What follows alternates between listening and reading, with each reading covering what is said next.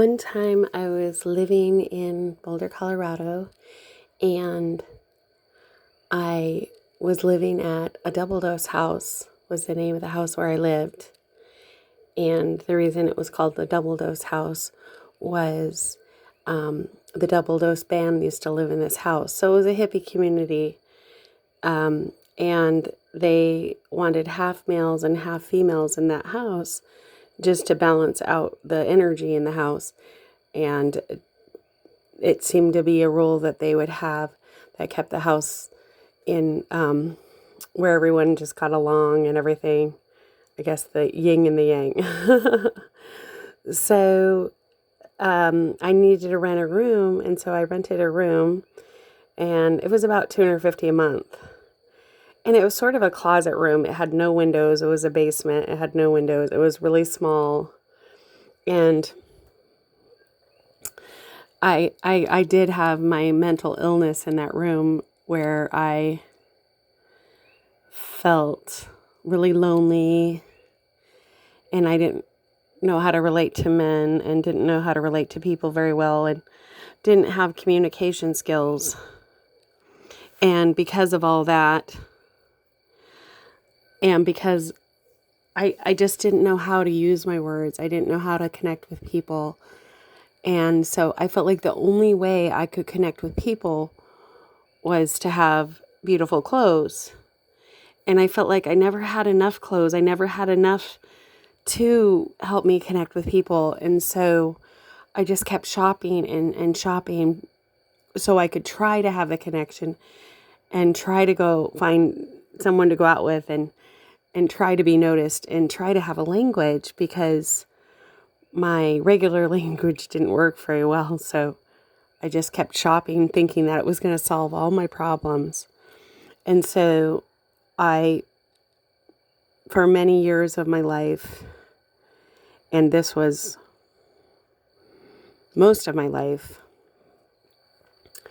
I was a hoarder, and the hoarding was caused because I didn't know how to relate to people.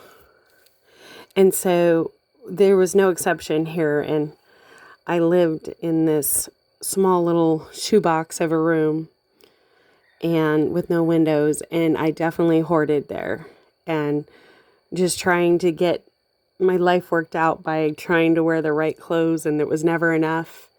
And so everything in the room was stocked all the way up to the ceiling of things trying to fit in and trying to have my own language. And it was so sad because I couldn't identify what was going on. I couldn't identify the problem. So one day, everybody in the house, they all did experimental things there, experimental drugs, and I hadn't really experimented very much yet. I pretty much was conservative and hadn't really tried things yet. And I knew the roommates were experimenting, and so I asked one of the roommates, I said, should I try something? Should I try drugs? And I asked him, and he said, if you do, maybe you'll be able to solve a problem that you didn't know how to solve before. And he said, sometimes when you do that, it helps your mind think in new ways, and maybe you could solve a problem. And so I was like, wow, okay, that sounds like a good reason to try drugs. So after I got my consulting, and that was about as much consulting as I got, and so I got invited to a party.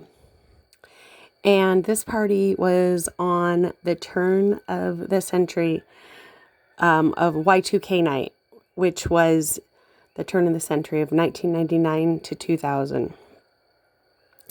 And so I got invited to a party, and it was in Boulder, Colorado. We were in a Victorian house, and the person who owned the house was a lawyer, and he also was the inventor of the Zen alarm clocks, which is a triangle alarm clock, and it wakes you up with really nice, sweet tones, very slowly.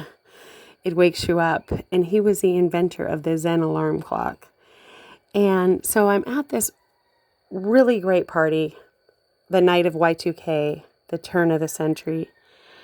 And I decided for the very first time I was going to try substances. And it was really interesting. And you know what a Y2K party, well, this one in particular, there was a lot of substances. And so I was just open to trying things for the first time. I was dressed up. I dressed up like a Playboy bunny. I had black fishnet stockings, a Playboy bunny outfit, and Playboy bunny ears. And I felt really beautiful that night. And I was carrying a pomegranate with me. And I decided I was going to play a little game. And, well, one of my purposes, besides trying substances, drugs, for the very first time, was I wanted that to happen. And I also wanted to find a lover for that night. And I hadn't dated anyone in a really long time, so it felt like I was due. So I carried my pomegranate, and I had a rule. And it was just sort of a rule I made myself that night. And I said, whoever is the nicest to my pomegranate will be my lover. So I had my pomegranate, and I was carrying it around. And there were so many people at this party. It was completely packed. And so it seemed like about 50 different people touched my pomegranate that I was holding. And I just let different people play with it. And I just observed it. And I just thought, well, if they know how to be good to my pomegranate, they'll know how to be good to me. So here we go with this pomegranate story in my head. And I always loved to play games. And this happened to be my game of the day. And so all these different people are passing my pomegranate around as I observe their behavior. And then one person takes a huge bite into it. And I was like, wow, I didn't want anyone to bite my pomegranate. So anyway, as I'm observing everybody hanging onto my pomegranate, I see this one guy, and he's different. He looks different than everyone else. He has a blue Mohawk. And I was fascinated by him because I never had been around anyone with a blue Mohawk before. And so I show him my pomegranate. And next thing you know, he's rolling my pomegranate. He's playing with my pomegranate.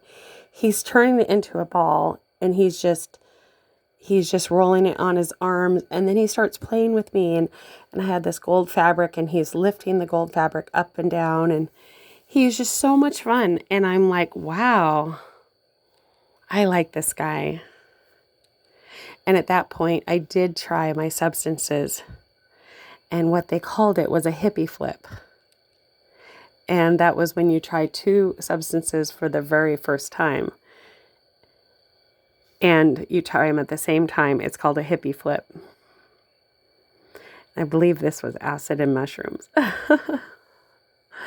So here I'm trying something for the first time, and I have someone that is playing with my pomegranate very nicely. And we were playing with this gold fabric, and I said to myself, this must be my man. This tall guy with a blue Mohawk.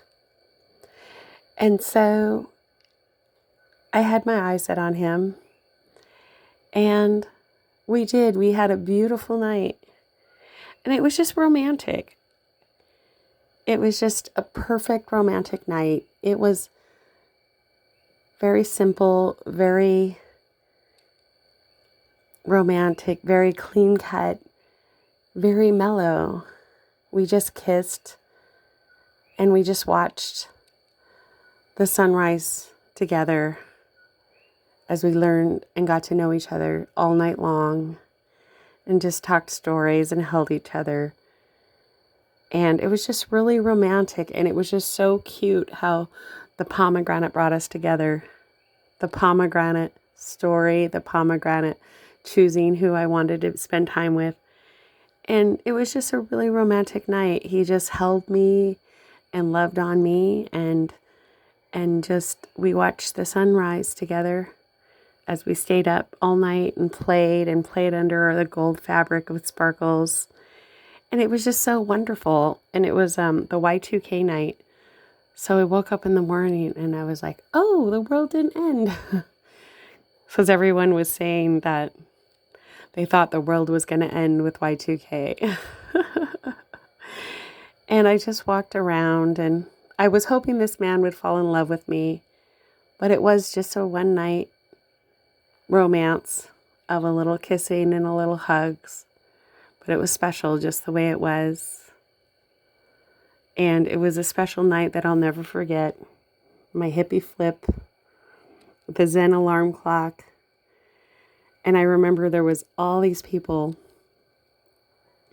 jumping up and down when we were doing the countdown in the middle of the night, counting down to the new year. And we were jumping up and down, and the wood was jumping up and down with us. It was moving, and we're like, whoa. It was a Victorian house. And so I guess that can happen in a Victorian house. And we're like, whoa, what is going on? There were so many people counting down and jumping up and down. And that was just a special night. That really did change my life. And I'm just so grateful that I had that experience. And it did open a new world to me. He didn't fall in love, but the night was so lovely.